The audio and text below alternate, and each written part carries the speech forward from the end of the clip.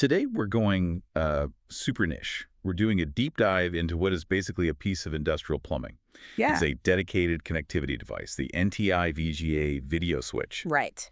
And the central question here is, why would an enterprise pay a premium for something like this when you can get consumer switches everywhere? Well, it really comes down to resource management. So our mission is to sort of uncover the invisible engineering that makes this thing tick. It's all about efficiency. I mean, this specific model, it lets two computers, and they can be PCs, SUNs, MAXIs, whatever, share a single display. A projector, a big screen, something like that. Exactly. And right away, that fulfills its main promise, which is literally to eliminate redundant monitors. Which immediately saves space and, I guess, money.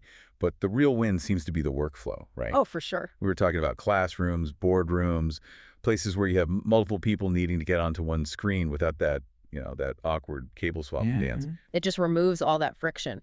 But the thing that really stands out is the performance. I mean, when you hear VGA switch, you're probably thinking low quality, but this supports up to 1920 by 1200 resolution. And that's the thing. That's where I get hung up.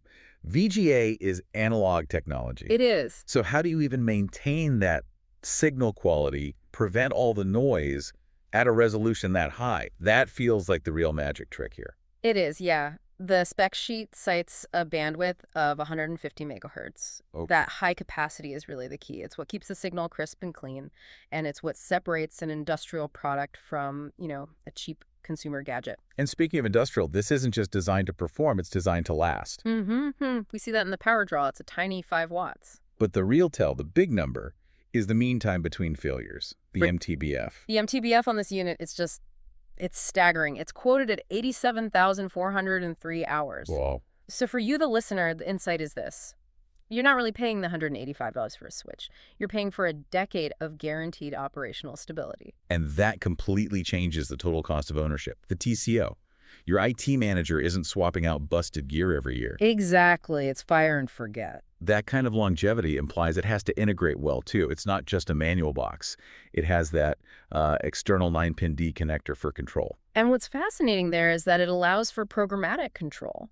Pin 2, specifically, handles a TTL or contact closure signal. So you can switch sources with a simple electrical pulse. You got it. Yeah. It lets you tie this into automated systems like legacy industrial controllers or even modern building management software. And it built this to scale.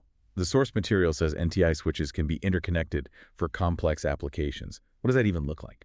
Think about a surveillance center with dozens of camera feeds, or maybe a complex testing lab where you have tons of inputs but only a few screens. Oh, okay. This modularity lets you grow the system without a complete overhaul. And they kept it simple. Monitors and speakers are hot pluggable. No need to power cycle anything.